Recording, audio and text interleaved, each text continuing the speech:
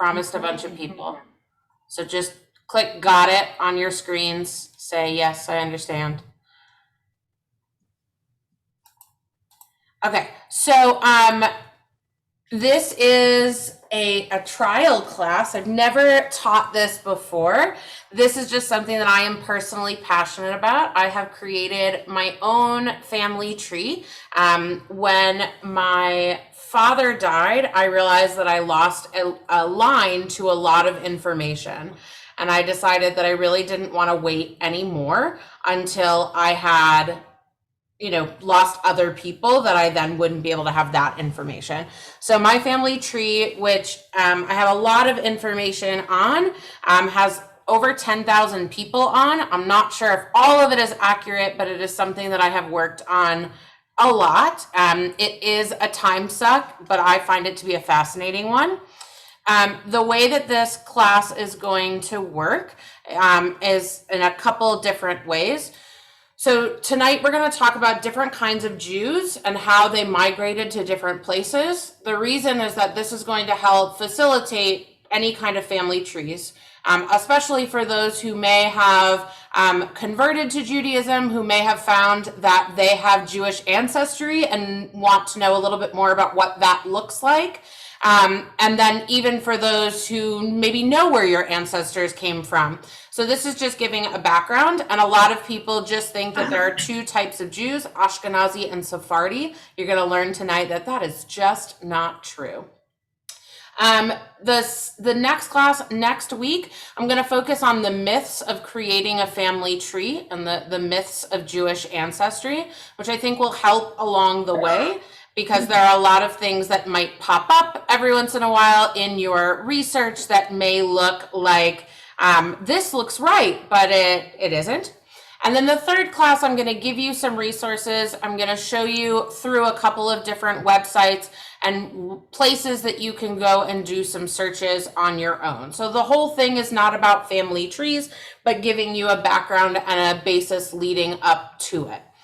On May 15th, I am doing a field trip of sorts to the Palmetto Cemetery, which is the oldest cemetery, Jewish cemetery in San Antonio. And that is Temple Bethel's Palmetto Cemetery. And that will be in person. I'm not bringing my computer to do Zoom there. That would be amusing, but it's not happening. And that's going to be from 1 to 3. And there's a separate link to register for that. And you can let me know by email later if that's something you need me to share with you. But that will allow us to explore some information about some of the beginners of Temple Bethel and the Jewish San Antonio in a really remarkable way. And if you've never been to that cemetery, it's incredible. So I am really excited to move forward and go from there. Any first questions? I didn't get into anything yet, so hopefully not. Okay, just kidding. All right, so I'm going to share my screen with you so that you can see my presentation. So we're going to look at different kinds of Jews. I gave you a world map. I know the arrows look crazy. I will go through them. Don't worry. But we're going to go ahead and learn about a little bit about where we're going to go with this.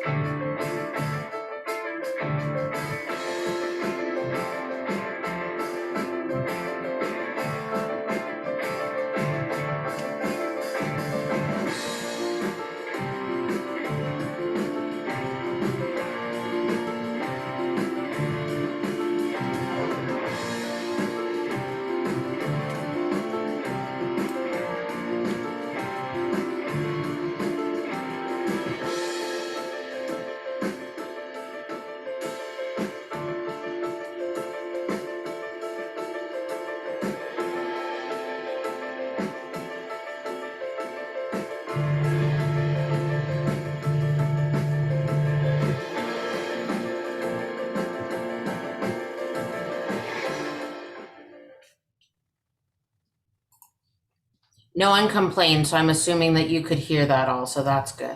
All right. So I showed that video just to give us an overview to understand that when we talk about Jews, a lot of times we imagine one kind of Jew. If you're outside of the Jewish community and know that there are a lot of Jews, people outside of the Jewish community would picture most likely an Orthodox male, somebody with a beard and maybe peyot, the curls by the ears, maybe a hat, maybe dressed in a suit. It is always fun to burst people's bubbles when I come in the room as the rabbinic representative and showing them what a Jewish community can look like. And while I say I'm working on my beard, it's just not coming in the way I want it to. So,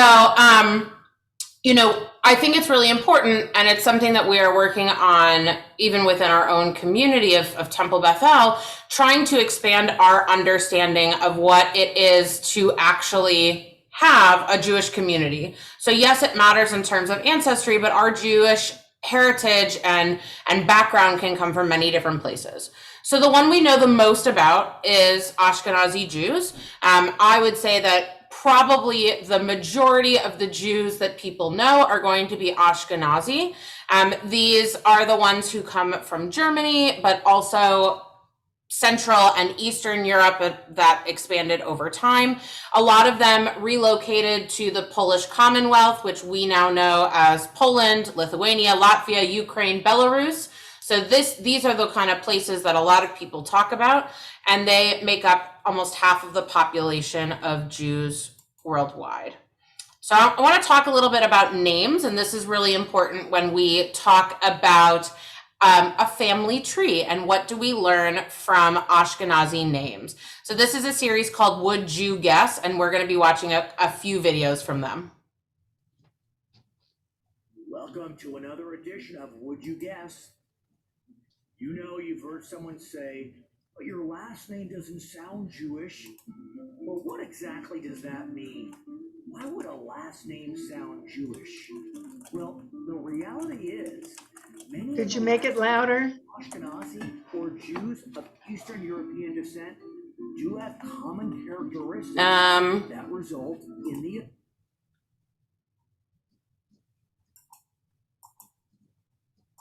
Nope, you're gonna have to do your speakers louder.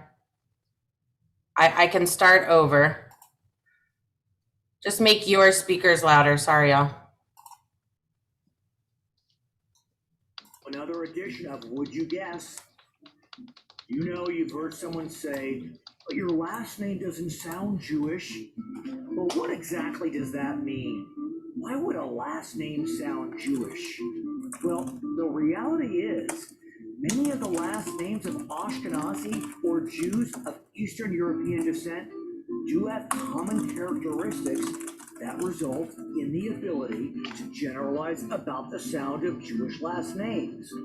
Why? Well, would you guess that the vast majority of Ashkenazi Jews did not even have last names until 1787, when the Austro-Hungarian Empire required Jews to take surnames.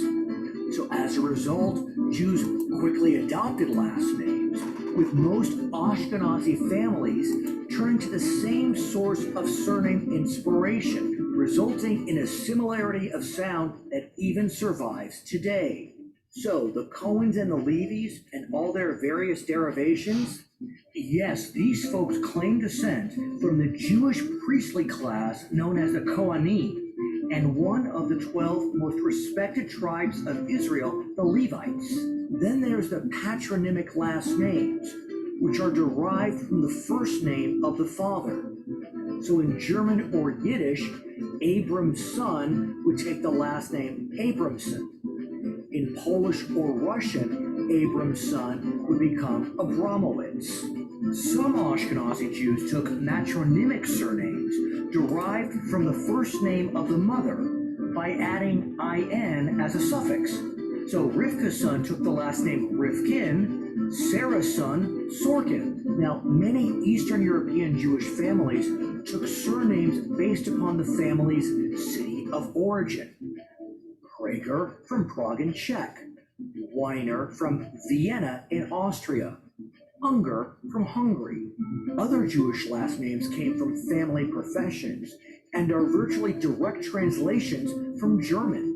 Fleischer for butcher, Kaufman for merchant, Schneider for tailor.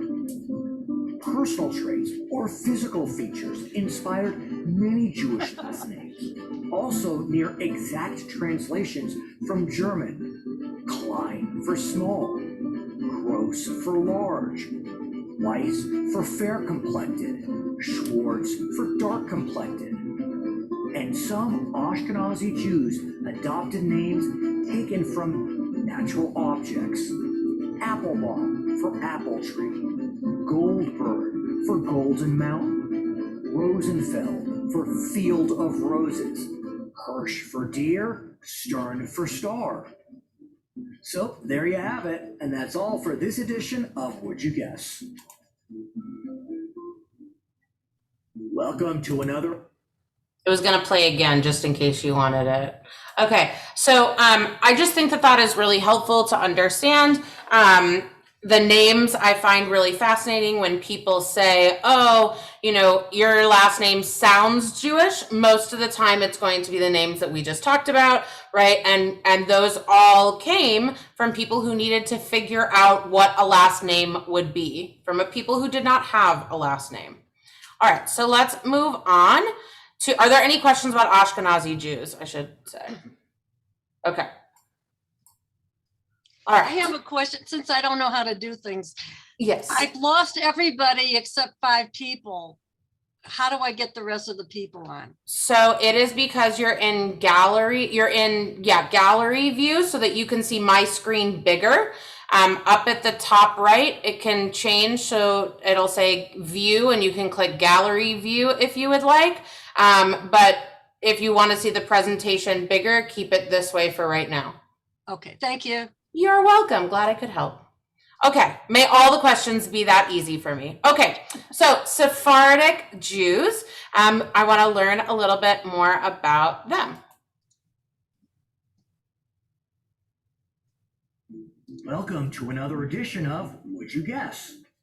Now, from the early 700s to the 1100s, Moors or Muslims dominated the Iberian Peninsula. During that time in Spain and Portugal, Christians, Muslims, and Jews lived in relative harmony. Now, in the 12th century, Catholic forces drove out the Moors, and at the end of the 15th century, on the very day that Christopher Columbus sailed for the New World, Spain issued its Edict of Expulsion. Spain's Jewish community, which is believed to have been about 15% of the total Spanish population, was ordered to convert to Catholicism or leave. Portugal, whose Jewish population some believe actually topped 20%, followed suit within 5 years. Now, many Iberian Jews did genuinely convert to the Catholic faith. Others pretended and were deemed Moranos or conversos. If they were caught, they were subject to the cruelties of the Inquisition. In the end, however, after centuries of intolerance, a practical Jewish presence in Spain and Portugal had all but vanished. Yet, due to centuries of strict intramarriage among Sephardic Jews, that is, marrying within the faith prior to the Inquisition, Sephardic Jews became genetically isolated, leaving clear genetic markers in their descendants' DNA, even though virtually all of their ancestors had adopted the Catholic faith centuries before. So, would you guess that geneticists have determined about 20% of the current population of the Iberian Peninsula has Sephardic Jewish ancestry? Even 11% of Spain and Portugal bear Moorish or Muslim DNA signatures. Now, this 20% number suggests that most of the Iberian Jewish population did in fact convert rather than leave the peninsula, which is why today Sephardic Jews, which had a commanding majority of the world's Jewish population in the Middle Ages, likely around 80%, comprise only about 20% of world Jewry today. Well, that's all for this edition of Would You Guess?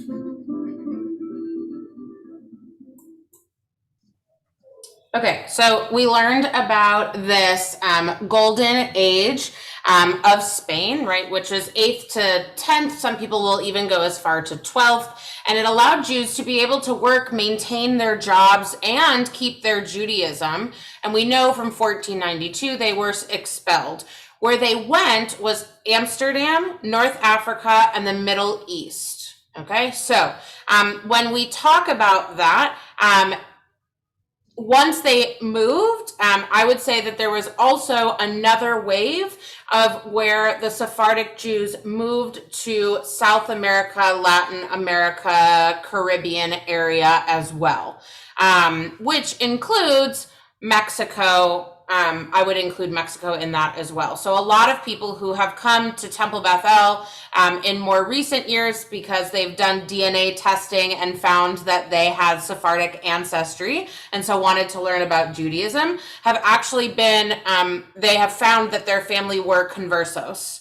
That they were people who pretended that they were Catholic or even went through the actual conversion of becoming Catholic, but maintained some of the Jewish practices. So I've had some people who have said to me, you know, my family lit candles every Friday night. I didn't know why. I just thought it was a thing. We didn't have a blessing.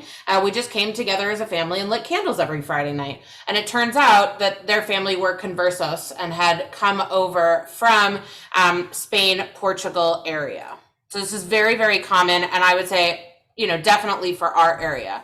So let's talk a little bit about language. So I didn't include a whole big video about Yiddish because I would say that most people know a lot about Yiddish as a combination of German and Hebrew. But I want to learn a little bit more about Ladino because if you're like me, the only thing you know in Ladino is Ocho Candelicas for Hanukkah, which is the only song I have ever heard in Ladino. And so I wanted us to have the opportunity to learn a little bit more.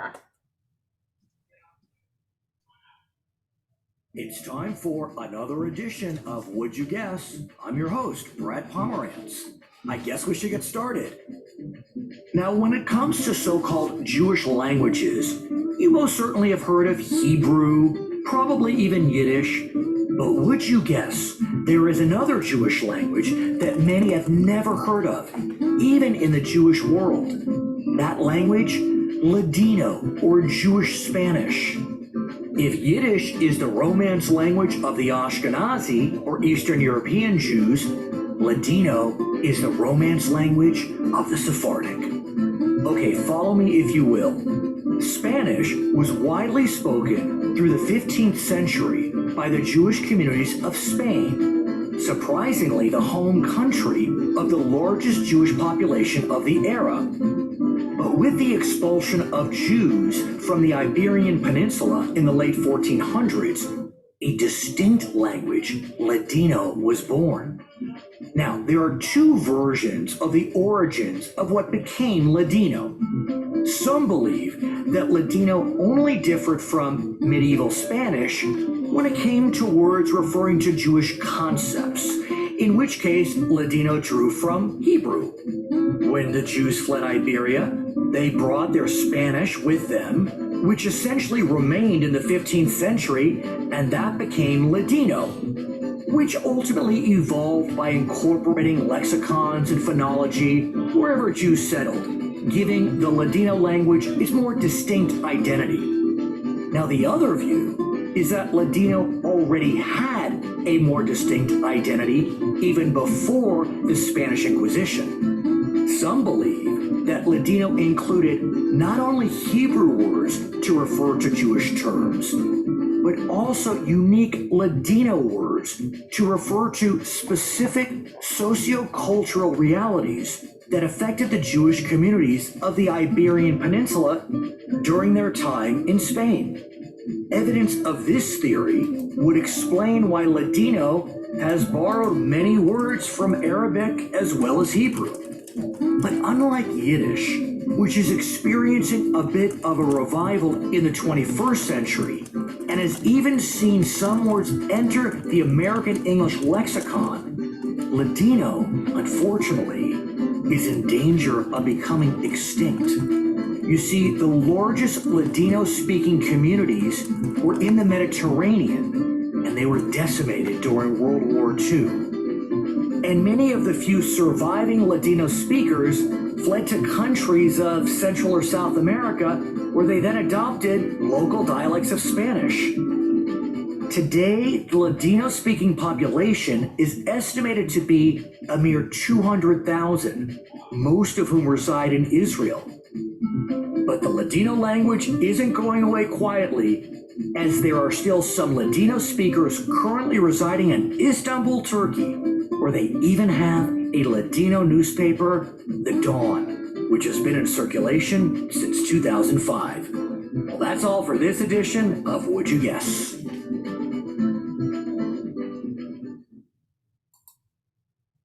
Awesome. So I've gotten some private messages that there are a few in this group who know Ladino or know other people who know Ladino. So very, very cool. I know nothing. But I think it's really cool to learn that this is still happening. We hear much more about Yiddish than we do about Ladino. And, you know, like the video said, it's become part of American lexicon in some ways, the Yiddish. So to be able to know that Ladino is still alive and well, I think is really exciting and gives us, again, another way that Judaism and Jews are different. So just to go back, right? So Ashkenazi Jews are our blue arrows, kind of the areas that they went. It looks off right now because it was supposed to be towards Israel. That spot was supposed to be Israel. It shifted when I keep going through. So if I, okay, what, you know, that's the idea. And then we have the Sephardi Jews, and you can see those are the yellow lines. So again, it's a little off. If you imagine this spot right here, can you see my mouse? Okay, good. If you can imagine that spot being in Israel, because that's how I set it up to be. But you know, things, best laid plans. All right. So, we just watched that. Okay, so now let's look at Mizrahi Jews. So Mizrahi Jews is another style of Jews. And I say style because a lot of people will say, you know, in religious practice, it's Ashkenazi or it's Sephardi, but there's also an entire group of Mizrahi Jews.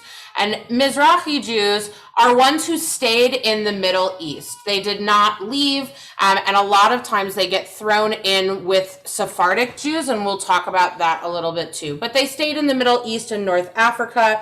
They're the ones who were in Babylonia, right, where a lot of our rabbis started. And then when they left Israel, you know, the promised land, I should say, right? Because when we say Israel, we automatically think the 1948, which is not what I mean. I don't mean the country in terms of the boundaries then or even today. But they stayed in Babylonia, which we know as Iraq. They went to Persia, stayed in the Persian area, which we know as Iran, and then in Yemen as well. So a lot of people stick with these areas, and those are the Mizrahi Jews. Now they have since left, and we'll get to that as well, but to understand some of their customs and traditions is also very important.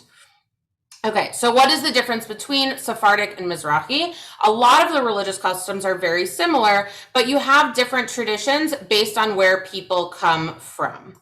So in terms of religious practices, they focus, both Sephardic and Mizrahi focus on chesed, on kindness, on doing acts and good deeds with other people rather than the halakha.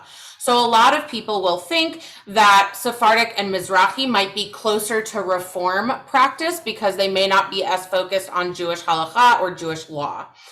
So in some ways that is true, and other ways it's not. You definitely can have Sephardic Orthodox Jews and Mizrahi Orthodox Jews as well. Prayer books are similar, not identical. Most of the things that are different is musical style, right? You have a Middle Eastern style versus a Spanish style. And Sephardic includes a choir, Mizrahi does not.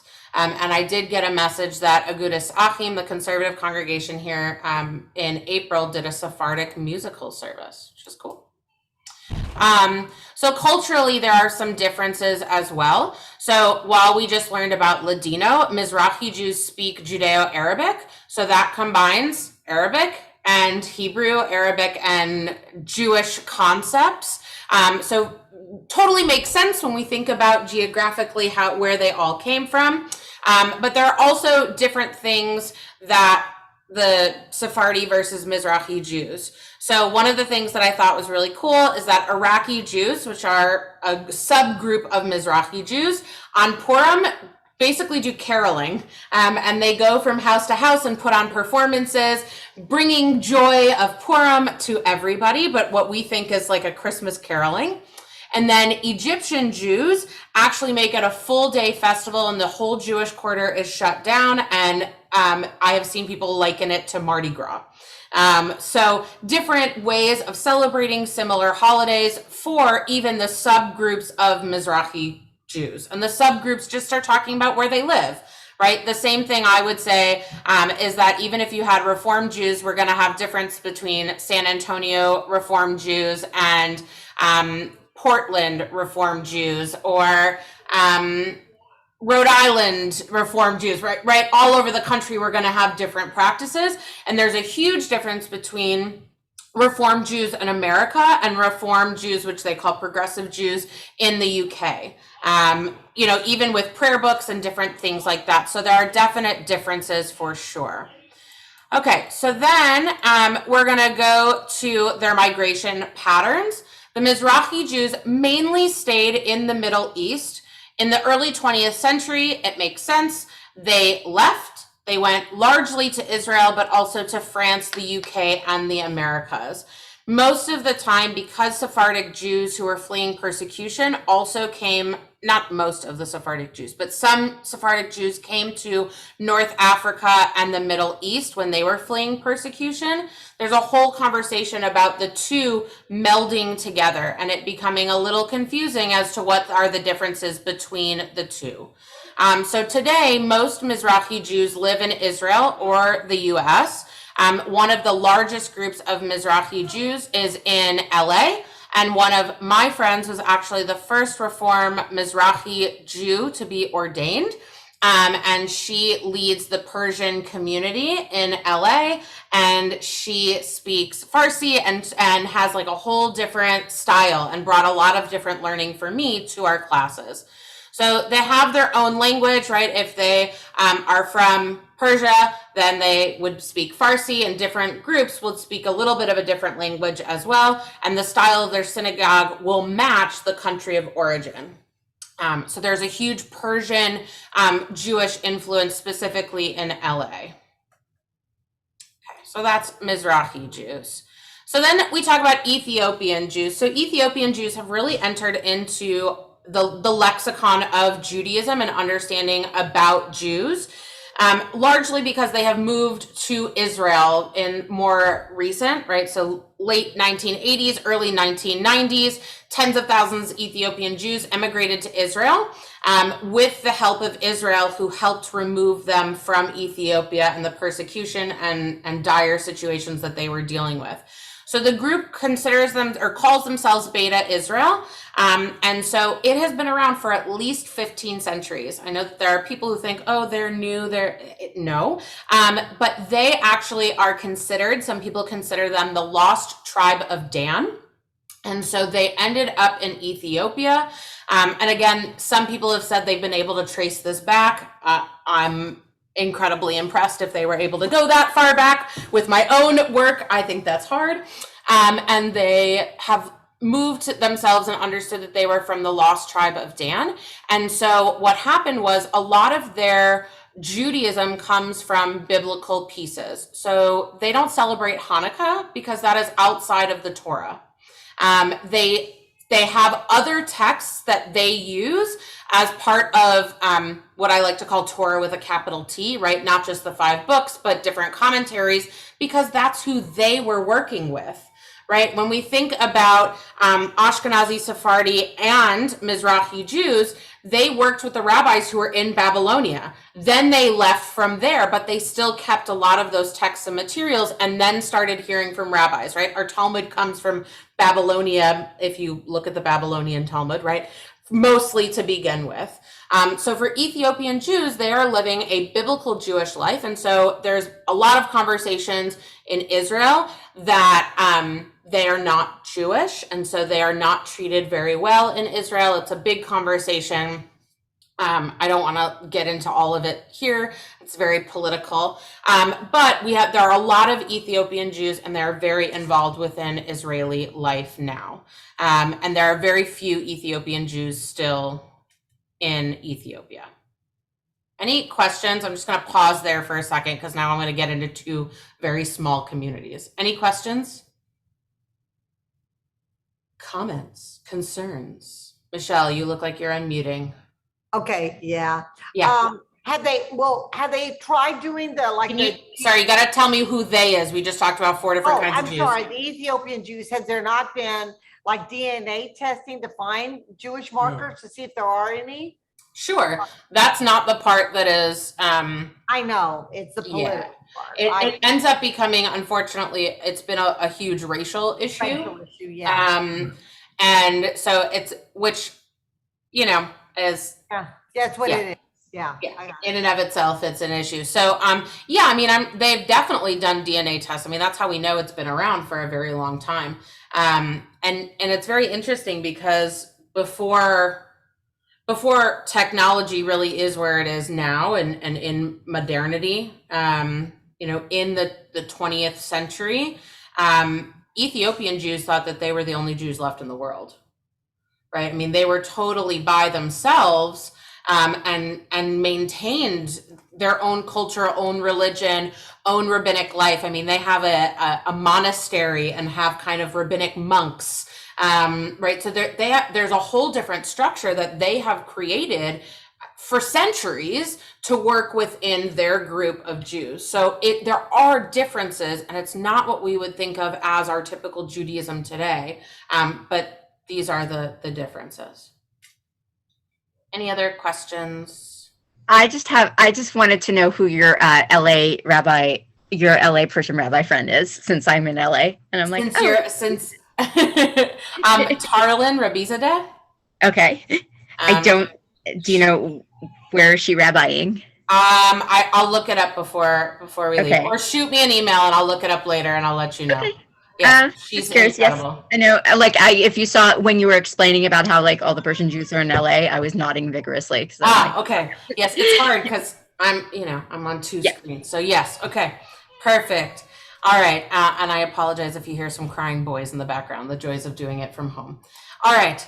So I want to talk about the Jews of Kaifeng, China, because they are fascinating. Another very short video clip, but gives you an insight into another Jewish group that we don't always think of.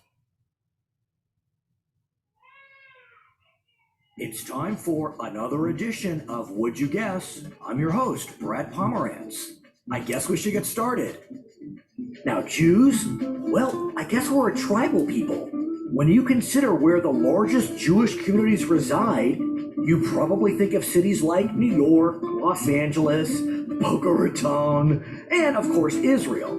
As a matter of fact, 84% of all Jews live in either the US or Israel. Now today, in many countries, you would be hard-pressed to find a single Jewish community. But would you guess, there has in fact been a Jewish community living in Kaifeng, China for over 1,000 years.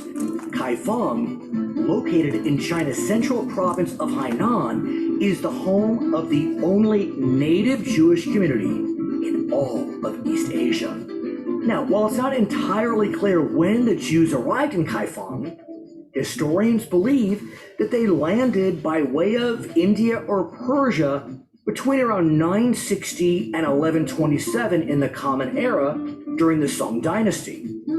Now, in earlier times, the Jews of Kaifeng were not that much different than other Jews. They prayed in synagogues, both in Hebrew and classical Chinese. They wore blue head coverings. They gave their children both Hebrew and Chinese names. They observed Shabbat, Hanukkah, and even circumcised their male children.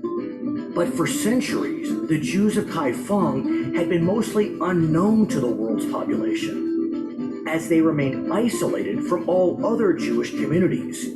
It wasn't until 1605 that a Jew from Kaifeng traveled to Beijing and met an Italian man, Matteo Ricci, that the existence of Jews in China became known to Europeans and subsequently the world at large. But how is it that this Jewish community endured throughout the centuries? Well, unlike Christian Europe, historically, China has seen much less anti-Semitism.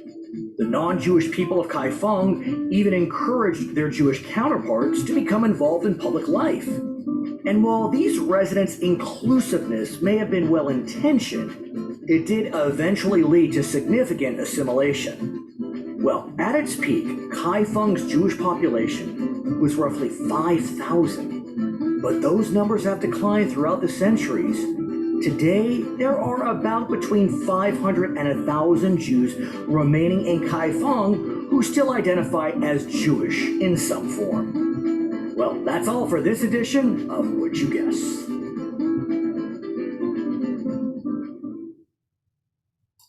So I find that to be super fascinating. While I did not make the video myself and the program they used to do it, it cracked me up when it wrote in Hebrew and it went the wrong way. And that the image they chose for Hanukkah was not a Hanukkah, but just a menorah.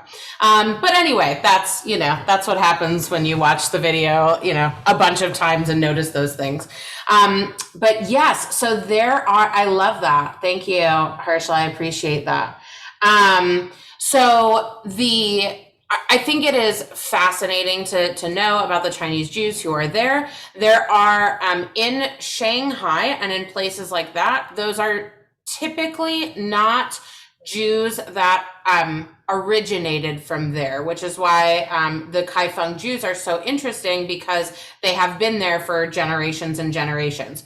Most of the time in other Asian countries, it is expats who have come for other things. So the clergy team right now in Shanghai are actually my friends from rabbinic school.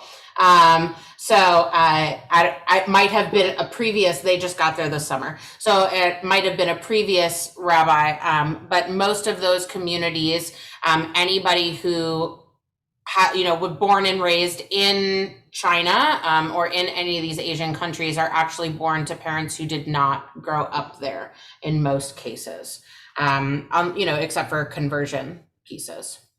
Okay, so the last one is Indian Jews, and the reason that this one I wanted to include was one of my very good friends who is Israeli married a woman who is Indian Israeli, and I was at their wedding in 2013, and it was an Israeli Indian American wedding because he's part American, and it was the coolest wedding I've ever been to. And just all of the different music as part of it, and the wedding rituals itself, and the clothing that people were wearing were just like in shorts and a t-shirt, very Israeli style, all the way to some of the women from her family were wearing saris, like all the way through. It was just so cool. So I find this extra fascinating, and I wanted to share with you.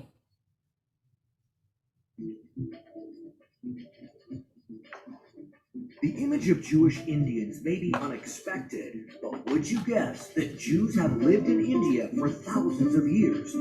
That's right, the B'nai Israel, or Sons of Israel, settled in India over 2,000 years ago. The B'nai Israel are believed to be the descendants of a group of 7 men and 7 women who were shipwrecked on an Indian island. Some historians believe that these individuals may have been members of one of the lost tribes of Israel who had fled after the Assyrian invasion of Israel in 721 BCE. Now, the B'nai Israel partially assimilated into Indian culture, taking on Hindi names and wearing traditional Hindi clothing, but they maintained Jewish customs such as keeping kosher, circumcising their sons, and maintaining the Sabbath. So in the late 1700s, a rabbi from the more recently arrived community of Cochin discovered the B'nai Israel and quickly realized that they were Jews when he saw them practicing the customs of Kashrut and the Sabbath. The Jews of Cochin sent scholars, rabbis, and Jewish texts to the B'nai Israel, and over time, these individuals adopted mainstream Sephardic Jewish practices. In 1964, the Israeli rabbinate declared the B'nai Israel, many of whom immigrated to Israel, full Jews in every respect. Well, that's all for this edition of Would You Guess? So unfortunately, the last part is very true, that like when somebody gets deemed by the Israeli government as full Jew, that's a big deal. Frustrating to many people because there have been discussions of whether you've had a conversion with a reform or conservative. Would you be considered full Jew by Israel? And so there are some, political things that make that a little bit difficult, but also it means a lot. So I wanted to give you this overview of Jews in different areas and then be able to kind of come more to our side of the pond and talk about what does it mean in terms of Latin America and Southern American Jews, and how did they get there and what do we know about them? So we talked a little bit about this before, that conversos came to Spanish and Portuguese colonies. So most of Latin America and northern South America were Spanish and Portuguese colonies. And so Jews came to those places. A lot of them began to assimilate, which we've seen in every country, and so have lost some Jewish traditions and customs over the years. But by the late 16th century, there were Jewish communities in Brazil, Suriname, Curacao, Santo Domingo, Jamaica, Barbados, Colombia, Cuba, Puerto Rico, Mexico, and Peru. I would say if you have gone to any of those places, you should try to find any Jewish museums or any artifacts of the leftover Jewish community, any congregations. One of the favorite ones that I have visited in the Caribbean is in Curacao. It's a gorgeous, gorgeous place. So a lot of these Jews were crypto Jews, meaning a little bit different than conversos, who actually went through the conversion. For a lot of them went through the conversion but stayed Jewish, whereas crypto Jews hid their identities from the authorities, never went through the actual conversion process to prove that. Especially this happened when they came over to South America and Latin America, because no one was going around trying to find out their background. So they could say, oh yeah, I'm Catholic, and be fine. They didn't necessarily have to prove it based on their genealogy pieces. So most of what we talk about in terms of Latin America and Southern and South America are Sephardic Jews, but it ended up being that during and after World War II, a lot of Ashkenazi Jews came to South America too. So this shouldn't be very surprising considering the quotas that the US had around World War II, and so ships ended up in South America. However, fewer than 300,000 Jews live in Latin America today, mostly Argentina, Brazil, Chile, and Mexico. Mexico has a very large Jewish population, not a very large Reform Jewish population, largely not Reform. Okay. So then we get to North America. So Jews have lived in America for a very long time. I want to have you understand a little bit about how they got here. It's time for another edition of Would You Guess? I'm your host, Brad Pomerantz. I guess we should get started.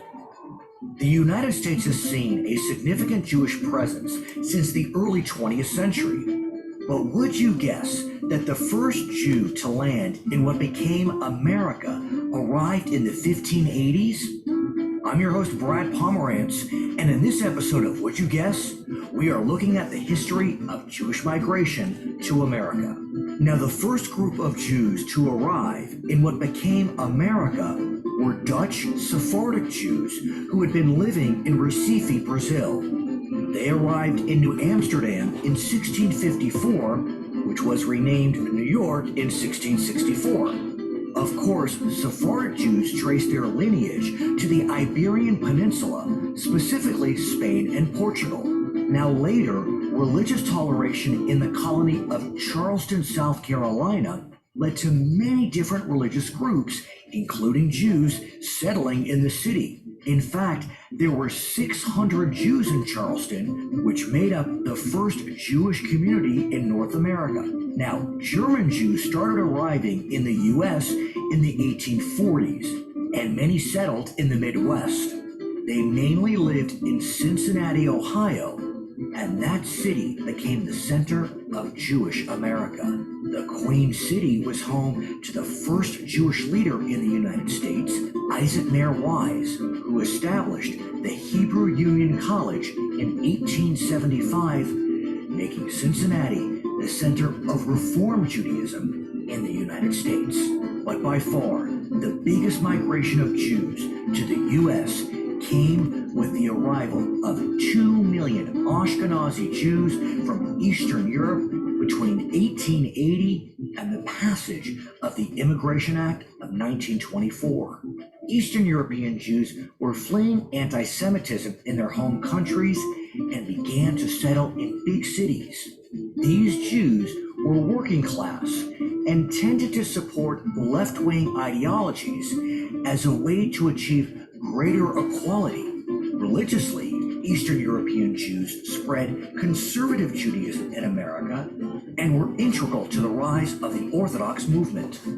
Now, the most recent migration occurred with the exodus of Iranian Jews following the Islamic Revolution of 1979. Many Persian Jewish leaders were killed during that revolution, which led to thousands of Persian Jews leaving Iran for the United States, with large Iranian Jewish communities growing in Miami, New York, and especially Los Angeles. Well, that's all for this edition of Would You Guess? Okay, so I hope that you're learning new things and all of this isn't, old hat to all of you, but the different pieces of it. I just, before we get to the Sephardic migration, I just wanted to comment about the Cincinnati pieces. So I think most of you, some of you, all of you know that I came from Cincinnati area. That is where my seminary is. That's one of the locations. And in the past month, they have decided that they are sunsetting that rabbinic program and the Cincinnati campus will no longer exist. And so it's a big deal happening right now in the Jewish world. I have lots of feelings on it, which could take its own hour and a half. So I'm not going to talk about that now, but it is a big conversation. So that is where American Reform Judaism started. That is where the first campus of our seminary, that's where myself and Rabbi Stahl were ordained. Rabbi Nathan, Rabbi Berlin, and Cantor Berlin were ordained on the New York campus. So just to give you a little bit of that background as well. Okay, so Sephardic migration, this was talked about in the video, but 1654 from Brazil to New Amsterdam, which we know as New York. By 1730 though, Ashkenazi Jews outnumbered Sephardi Jews. It did not take long, that's not even 100 years. It did not take long for Ashkenazi Jews to come more to the US. But all the way through the American Revolution, the Sephardic traditions and customs were still hugely influential within American understandings of what Judaism was, and then also the Jewish community in and of itself. Okay, yes, I'm trying to read the chat as well. So yes, Fran, I agree. It's so sad. I assume that that's about Cincinnati. Okay, so German immigration. So by the way, I'm going to jump back for a second. So historians say that there are basically three categories of Jewish immigration. So they say the Sephardic immigration, which started here, and then the German immigration, and then the Eastern European immigration. So the second one being German, that's when they started arriving around the 1840s, specifically World War I. And the Jewish communities in the Midwest, the West and South, were largely German-speaking Jews. And that is also true of a lot of San Antonio start. And so a lot of San Antonio Jewry were German Jews as well. And that changed over time, obviously, but a lot of the roots of San Antonio Jewry. Then we get to Eastern European immigration, and that's the 1880s. This is what we know of the most when we think of Jews immigrating into the US, is that over 2 million Jews coming from Russia, Austria-Hungary, and Romania. And these Jews, instead of going to Midwest, West, and South, actually went to huge cities and lived in the poor neighborhoods. They lived, that's where we get to the tenement housing and things like that, those kinds of conversations. So a very different vibe. Now, for a lot of those people from this movement of immigration came through Ellis Island, which is not the only port of entry, although that'll be, we talk about that next week. It is just a major myth that every Jew came through Ellis Island, which most Texans know is not true. This is something I had to learn when I became a Texan, that there's something called the Galveston movement. So in 1907, this is a concerted effort by the Jewish community to spread propaganda throughout Russia and Romania to encourage Jews to come through Galveston to the US.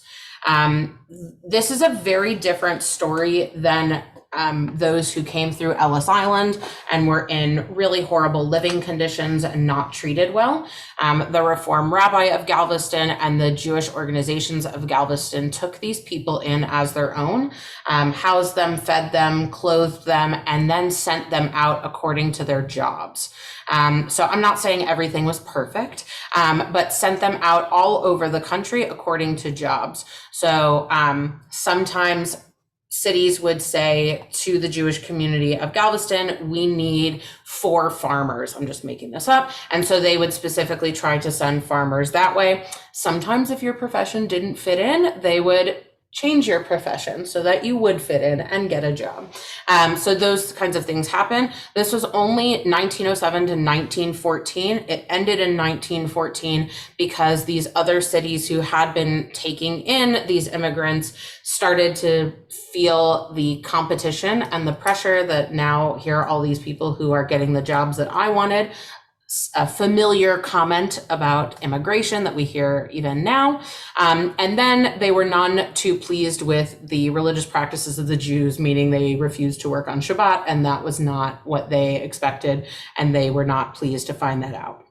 So about 10,000 Jews came to the US through Galveston, and we do have records, and I've actually gone through them with some of our 8th and 9th graders. I've gone through them, all of the people who came to San Antonio, who then had a really big influence on San Antonio Jewish life. And then the last piece I just want to talk about, that today, 2.4% of all US adults are Jewish. That equals about 5.8 million Jewish adults. So adults not from the Jewish perspective of 12, 13, but of 18 from the American perspective of adulthood. So these are the things that I wanted to share with you today. And if you have any questions or comments, I'm fixing my map. See, there you go. Now it's pointing to Israel-ish, where I wanted it to point, ish. So if you have any questions or comments, I would love to have you unmute. And it's okay if you don't, too. I have a question for you. Go for it, Edie. Since you've done such extensive historical research on your family, what is the farthest back relative and where did they come from? Where were they living? So the thing is that I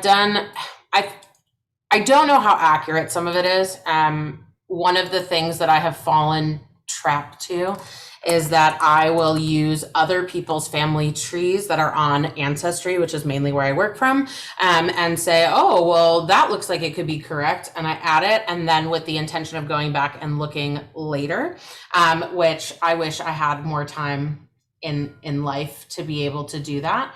But I can't remember how old. I just pulled it up to see if I can find how old. Let's see if it would tell me. Yeah, I don't have it offhand. I will find it and I will let you know. But somebody like got it back to like BCE and it was some like, I don't know. And I was like, I don't think this is correct. And What there part of was the world? in Eastern Europe area, yes, and Russia a little bit, and it was like, and then it connected to a mythical character, and I was like, this just now you've lost me. So now I don't think it's accurate. So I have worked. So my mother-in-law is on. So I've worked on my husband's family tree as well, but I've done a lot of work with my family tree. My mother's father's side has kept a very, very, very detailed tree from the 1700s all the way through. And we even have names of children who died in the Holocaust, which is pretty incredible. And that has been something that has been passed down from generation to generation. So for a while, my grandfather worked on it, then my mother worked on it for a while. And I talked to the person who is the current keeper of the tree. And so she and I have worked together a lot to update, from her branch of the tree and my branch. And there are a lot of things that make it complicated. And I've noticed this both on my family tree and on my husband's, that cousins like to marry each other, and that then families married each other. So like I have, my grandfather was one of 11, and 3 of his siblings married 3 siblings from another family. So like trying to keep their names straight, and it's crazy. And, people named their children, especially from an Ashkenazi perspective, named their children after people who died. So you can actually kind of figure out, oh, well, I'll bet the grandfather's name was this, if you can't, if you don't know it. So it's a really fascinating structure in that way. And from a Sephardic perspective, being able to connect it from people who are living. The Sephardic tradition is to name somebody after somebody who's living. So it's a really fascinating way to use the family tree also. Mel. Can I? Sorry, Mel had his hand up, and then I'll come to you, Hannah.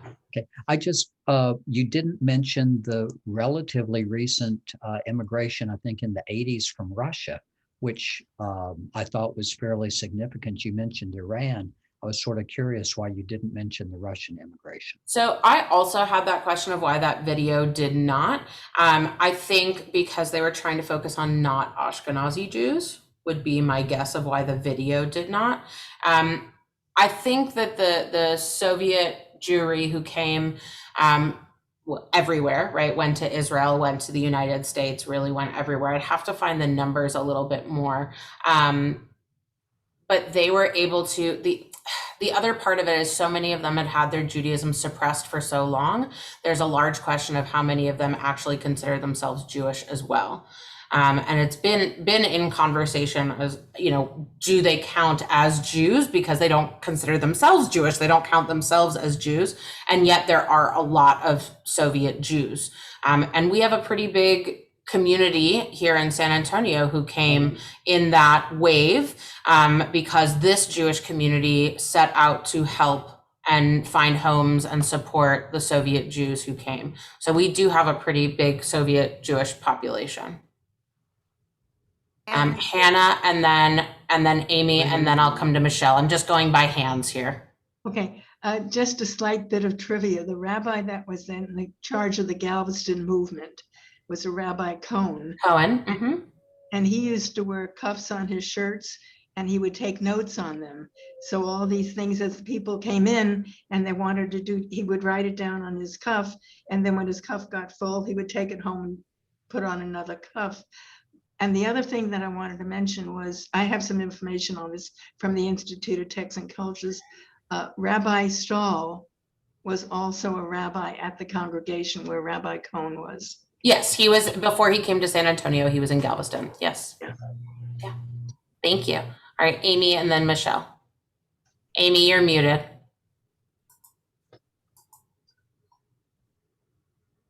So Ashkenazi tend to name children after the deceased to keep a living memory. What about your Sephardic Jews or your other Jews? So Sephardic Jews, and I don't know enough about Mizrahi Jews, but I'm pretty sure that they are very similar in this custom. They name after living family members. It is a way of honoring a living family member. Both of them have to do with honor.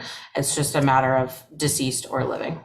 And I think possibly it could be too with the notion of conversos, because the Christians, the Catholics name after living relatives as well. So if you were trying to, kind of hide Fit in. or whatever. Yeah. So that, I know that's how it was in my family. They were named it after living persons. No, and I was going to make that one comment about the Russian Jews. And we had some friends who had come from Russia, and their passports, their passports say Jew on them. Right. They don't say Russian. So the Soviet Jews, or either the Russian Jews that came from the Soviet Union at the time, or Russia, and they have identified themselves as Jews, it says Jew, not Russian. So That's right. Yeah, I mean, yes, for sure. Fran King, there's two Frans. Yes, okay. So when you're talking about the families naming after honoring the dead, I went through this with family. Which Aunt Sylvia are you talking about? Is it dad's sister, mom's cousin? So Yeah, it was, and it's, David's in every family too. right, and when it's two Jewish families coming together, it's even worse. Yes. Right, then you have all the same names on each side, and it's fascinating for sure. And one other thing I just wanted to add, I had a doctor's appointment with a fairly new doctor for me, and somehow I think we were getting ready to go to Scottsdale for a bat mitzvah, and I mentioned it, and he was talking about flying with my medications, and so he was telling us what he does. And so the fact that I was Jewish came out, and he said, well, let me tell you exactly what you said. He said about having been lighting candles in his house as a child. And this man's first name is Jose. I'm not going to go any further. And his accent is definitely Spanish. But he found out that he traced, and he found out he has Judaism. Yeah, So- it has happened a lot, and with Ancestry, DNA, and 23andMe, and all of these other places, and it becoming really popular for people, right? So I have been on. Some of you have heard this, sorry, but right, I've been here almost like 7 years, and in that time, I have worked with over 100 Jews on their Jewish journey as they've gone through conversion, and a large number of them have had Sephardic ancestry. Right. And so it's so fascinating when they come to temple and they say, like, I just, this has been going on in my family and I want to learn more about this. I don't know anything. And then things start clicking. Whether some of them have gone through conversion or not, that's their own prerogative. I don't push that on anybody. But learning some of the traditions that their family did and not understanding the origin of those. Michelle. I was born and raised Catholic here in San Antonio, Texas. My grandmother on my mother's side, her mother never let us forget that we're Catholics, but we're Jews. We're Catholics, but we're Jews. And so, of course, I'm just going like, okay. But we had, and on her side, her mother was French. They were from Mexico, and her mother was French, Sephardic. And her father's family were Ashkenazi, and they just kind of let the kids assimilate into, the Catholic world. And so we had a lot of customs in our home that we all thought were Mexican customs, right? And so we tell our friends of Mexican heritage, and they go, that isn't Mexican. And my grandmother, she was always, the Jews didn't kill Jesus, went to Catholic school.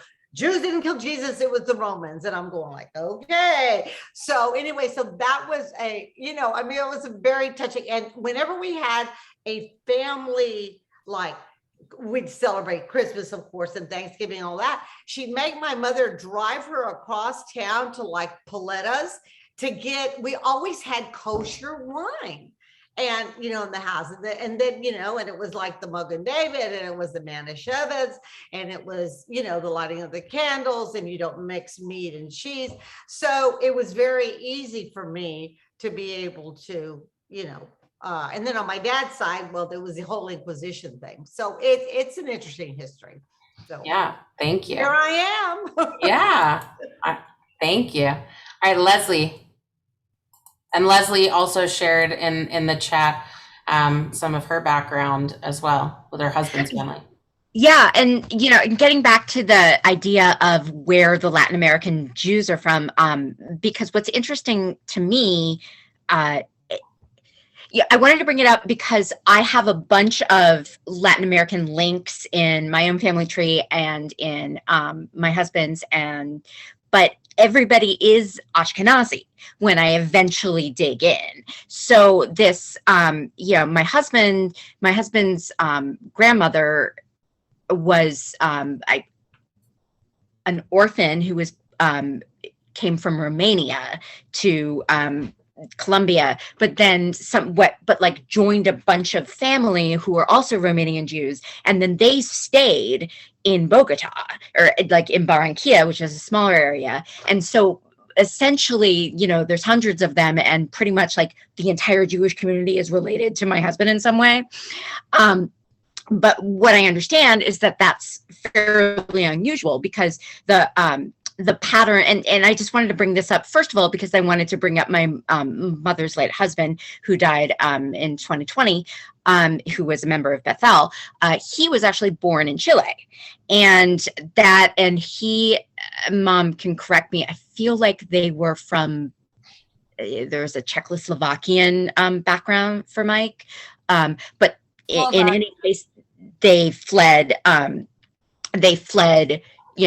Eastern Europe, and he was born in Chile, but then mostly was pretty much immediately came to New York and was raised in New York, and actually, you know, like went to Stuyvesant High School, like everybody else's grandpa.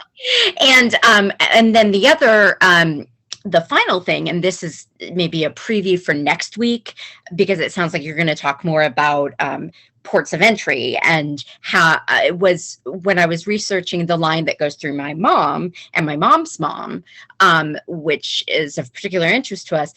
We found a bunch of my grandmother's family having gone through Buenos Aires, like huge point. Yes, but not in prior to World War II, like during, like in the 20s. And so huge. And some of them, one of them, I think actually went to medical school in Buenos Aires and then came to Chicago, which is where Mom is from and born and raised. So, but then her mother herself came directly from Kiev area, and came directly as a small child in 1923. So Ellis Island. Through Ellis Island, yeah. Oh yeah, and but that's what I'm saying. Like Mom, Grandma Bertha came directly through Ellis Island at about age 6, and I've actually been doing a lot of this genealogy, so I've found that record, and it's a whole other story. But her mom, I'm talking about like the Skroden relatives, like her like my great uncles and so forth, they did a pattern of going through Argentina that I know nothing about, and I'm not sure Mom knew about either. So I remember that one. I thought it was just one of the brothers. Yeah, cousin actually, because my mother. Okay, so now it turns out we did know, and I didn't know. So I just wanted to throw that out there, because it's just so diverse and interesting. I don't want to keep talking, because I could, because that's the thing about doing this kind of research, is that you start just really digging into these stories of the past, and hearing, you know, and you could just talk forever. So, right.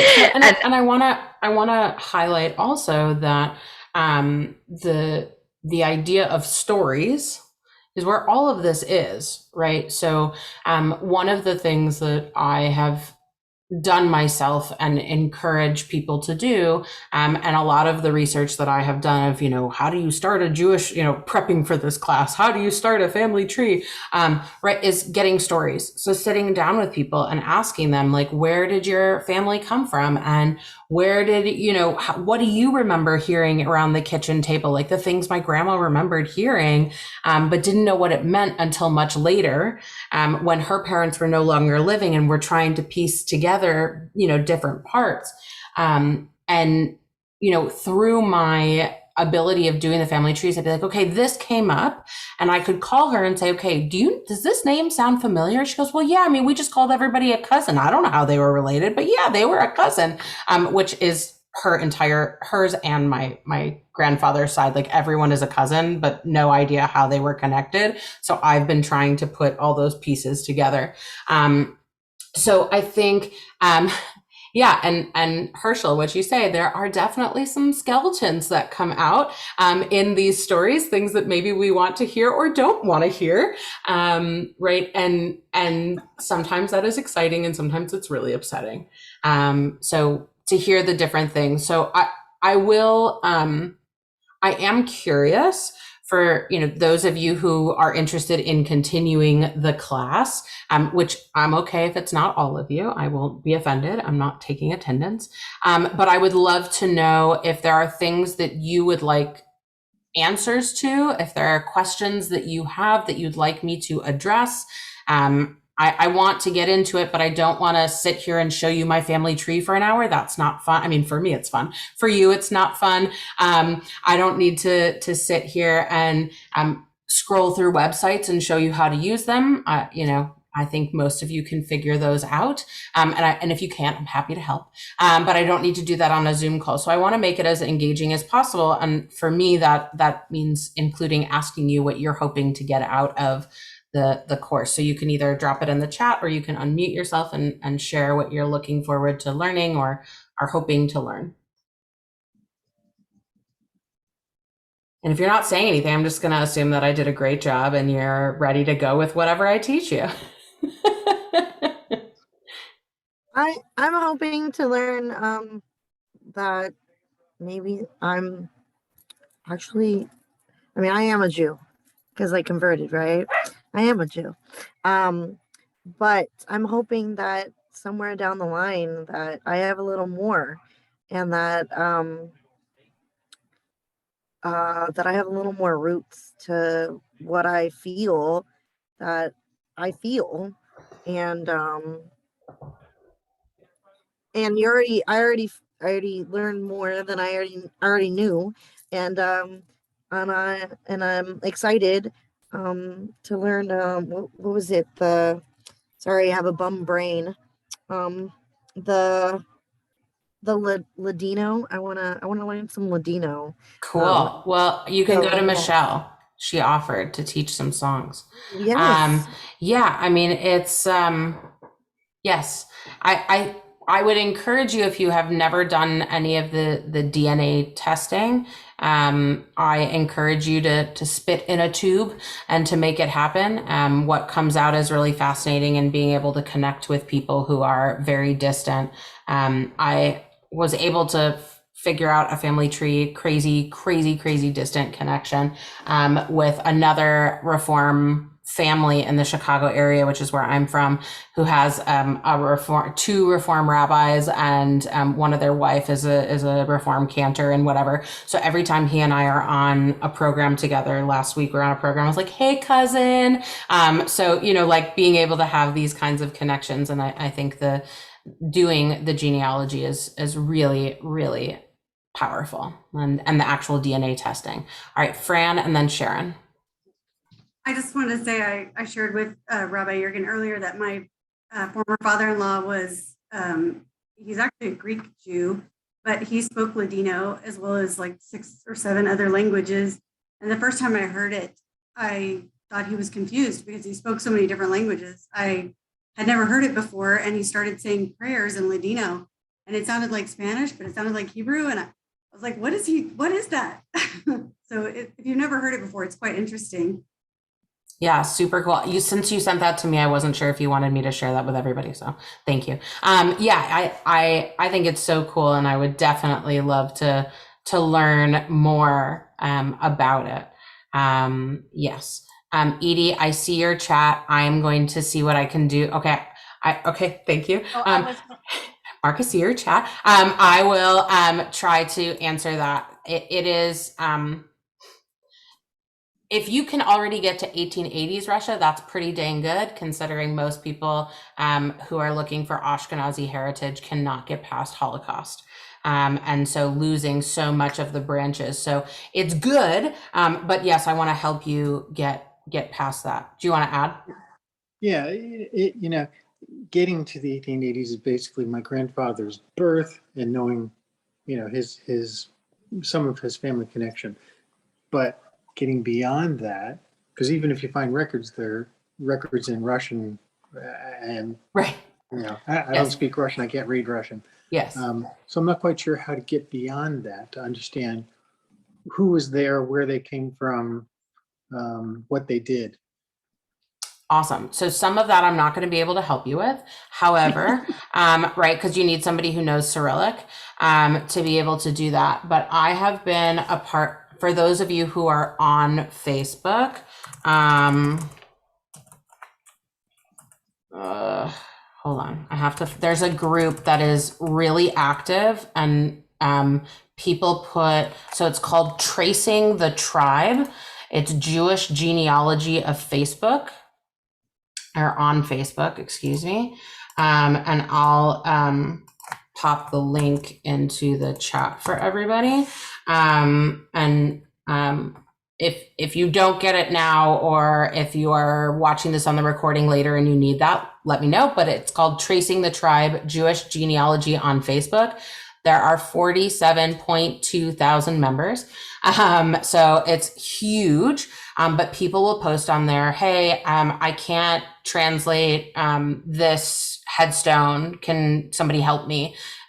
Which is something that I can help you with in a lot of cases, but not if it's in Cyrillic. If it's in Hebrew, I can help with that. I found on one of my cousins, but in that family tree from my grandfather, my mom's dad, his family, that two of the relatives have acrostic poems on their headstone based on their name. And it was so cool. And you got to learn so much more about them and their traits. I mean, whether it was true or not, that's besides the point. But, it was an acrostic poem, and just how cool. So I can help with Hebrew, but if you put something on, so like Mark, if you were to find something that was in Cyrillic that you wanted translated, take a picture of it and put it on there, and somebody will do it for you. So that's really good, because there are people of like all different languages. And if you have questions, somebody will be like, I'm looking for somebody with the last name of, Goldbaum. And then everyone floods with different things. So some things are not helpful, but it's a really active community. So I highly suggest it if that's something that you are interested in continuing and you are on Facebook. Okay. Sharon, and then I saw Michelle, but there was somebody before you, and now I don't remember who. Samantha, and then Michelle. Okay. Sharon, Samantha, Michelle. Yeah. I just, for those of us that are foodies, there's a new restaurant opening in the Pearl called Ladino. I think it's going to open sometime this summer. Cool. So keep looking for Group dinner. That's awesome. I did not know that. Yes. And Herschel, I did not know that you can do it on Jewish Gen. I know that there's a space where you can ask questions, but it's like a separate login than what I have. So it's like a whole separate login. We're going to talk more about the websites and things that you can look at, but jewishgen.org is phenomenal, incredible. And then there's a separate space where you can have these conversations as well. I have used it largely for the records, not for talking, but that's awesome to know. Thanks, Herschel. The list that I have that I'm working on and adding, I always want things to be added to it, because there's a million and one things to look at, and what people have used is going to be the best, word of mouth. All right, Samantha, and then Michelle. Oh, okay. I was thinking when my son did the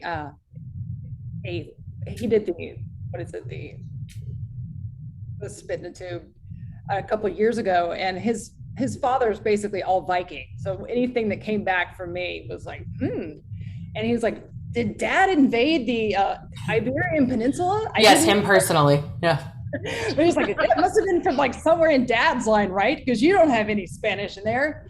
And I'm like, I'm learning a lot more about my family than I ever thought.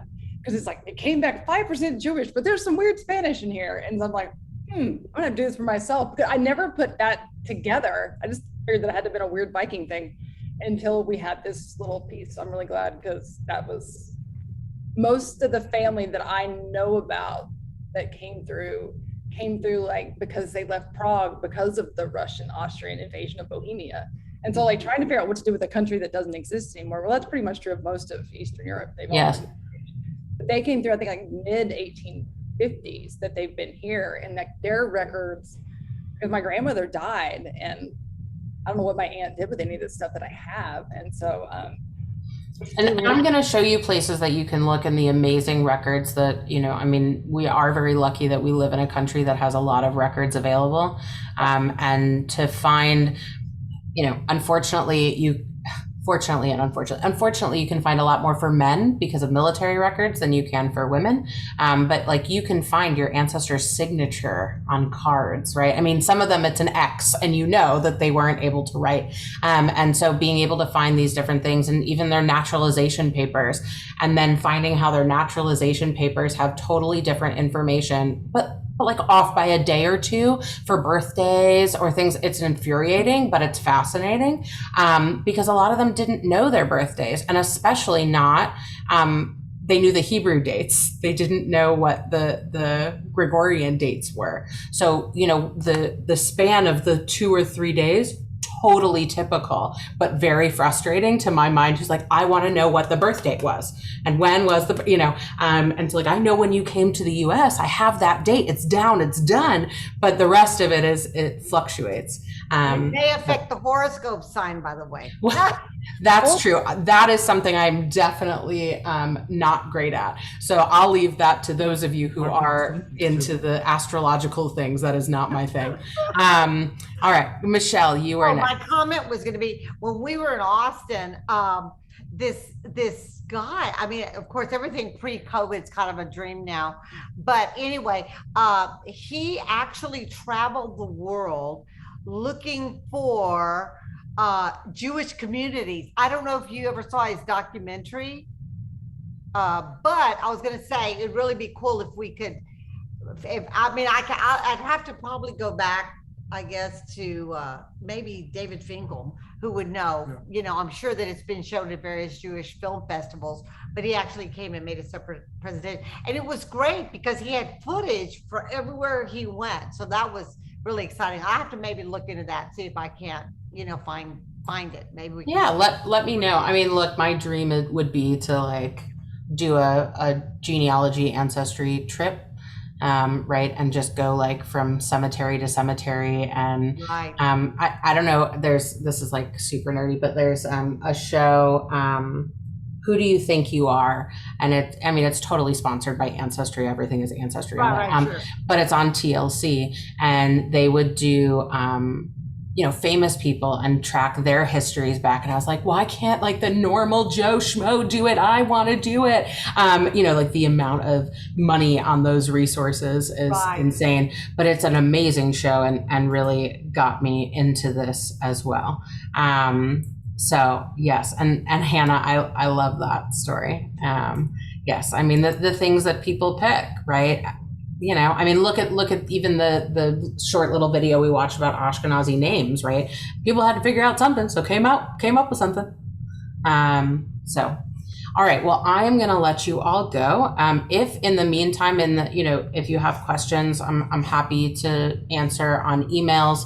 And while we're not having like a sit down and bring your computer and we can help each other with a family tree, process, if that is something at the end of this class, these 3 classes you want to do, we can try to schedule something over the summer that like I have open office hours and bring your computer and I can try to help a little bit. This is obviously a side thing. This is not, I am not trained in this. This is just something I personally have a hobby with. And when we talked about education classes, Rabbi Nathan was like, this is what you should do because you love this stuff. Many a times you'll check on my computer and I was doing ancestry stuff. So yes. You're doing a good job, Rabbi. Oh, well, thank you. Thank you. Keep at it. We're enjoying it. Absolutely. Thank you. So next week, the myths of Jewish ancestry and of creating a Jewish family tree. Cool. Bye, everyone. Have a wonderful rest of your evening.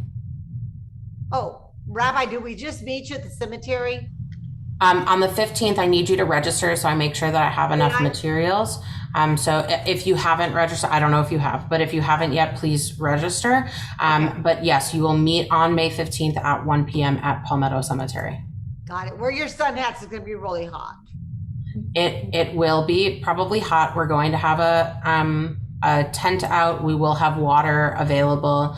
I'm working with our maintenance staff who are going to set up a whole thing for us there. Oh, thanks so much. Yeah. Okay. Long sleeve shirts Bye, and everybody. Bye. Bye. Thank Sorry, you. Herschel, I didn't hear you. I said long sleeve shirts and mosquito spray. There you go. There you go. Sunscreen. Yes, lots of sunscreen. Okay, bye. All right. Bye, everybody. Thank you.